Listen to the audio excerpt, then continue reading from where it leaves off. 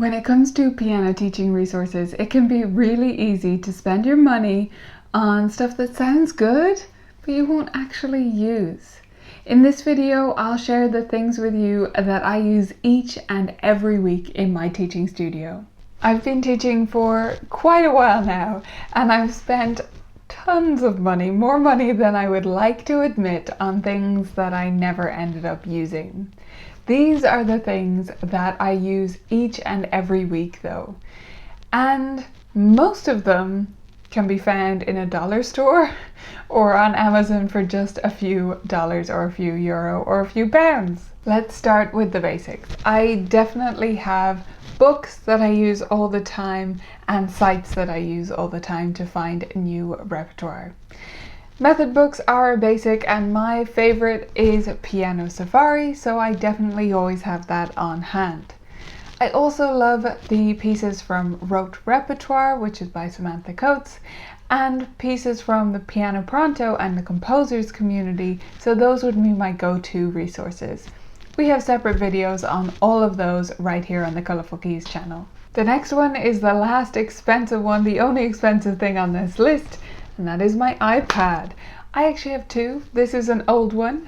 I'm using the other one for notes right now elsewhere, but they both work great. They're both really useful for apps and resources with students in lessons. If you're looking for an iPad just for teaching, you definitely don't need a top of the line one. But if you want one that's for reading music for yourself out at gigs, maybe you do want that big one. That's up to you, but either way, it's a great tool to have on hand. Now to some slightly less expected items.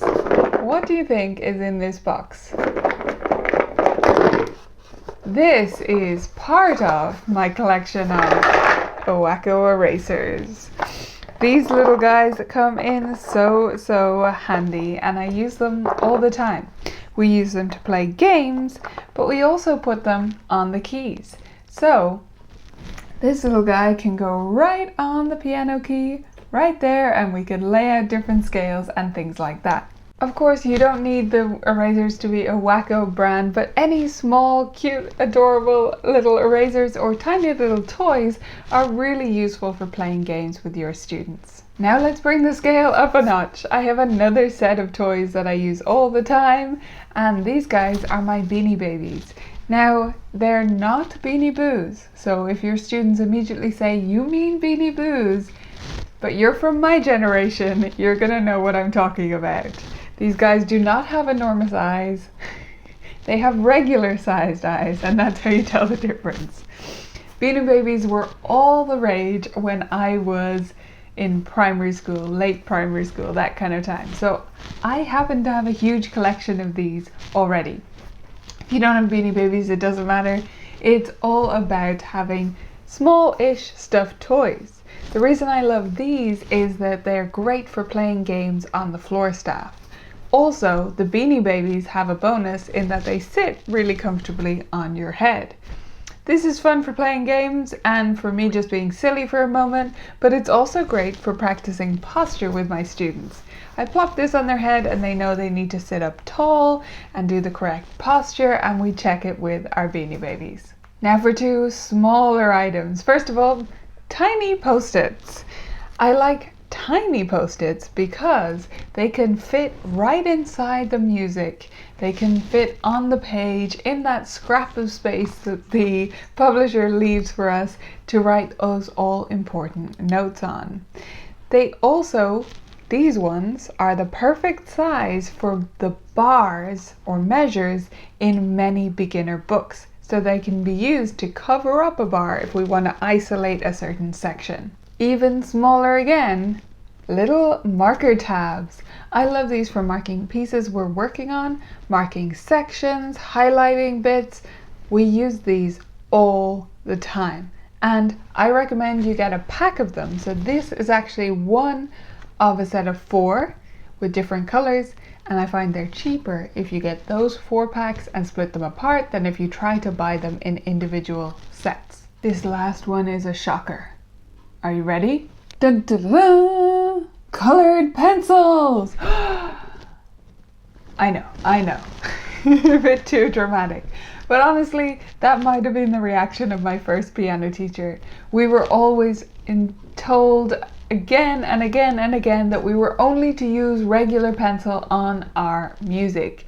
And it had to be erasable, and we had to be super careful of our music. And while I understand that we want to respect our written music, sometimes I think we can be too precious with it with students, especially beginner pieces, learning pieces. I think it's a great opportunity for students to write all over it. Honestly, draw pictures. It's not about scribbling in the note names or something like that. It's about drawing a picture of a hedgehog to remind you to play staccato, or drawing a lion to remind you about the forte, or just decorating it sometimes, if that's what a student needs to do. You can also use colored pencils to mark intervals or certain notes, landmark notes, for example. Lots of different things you can do with them. These guys happen to be actually erasable colored pencils, so they do rub away mostly. However, I've been known to use regular colored pencils on my students' music, and I have no shame in that. So there you have it. Those are the things I keep on hand all of the time. Most of them are cheap as chips, and they serve me very well in my teaching. Of course, the only thing you really need in your teaching is a piano. But these little bits and pieces can keep things fun and engaging for you and your students. If you want tons of resources, games, and ideas for keeping your students engaged in lessons, you can find them at vibrantmusicteaching.com. That's the membership where we play games, often using these little guys when teachers have them on hand. I'll see you in there.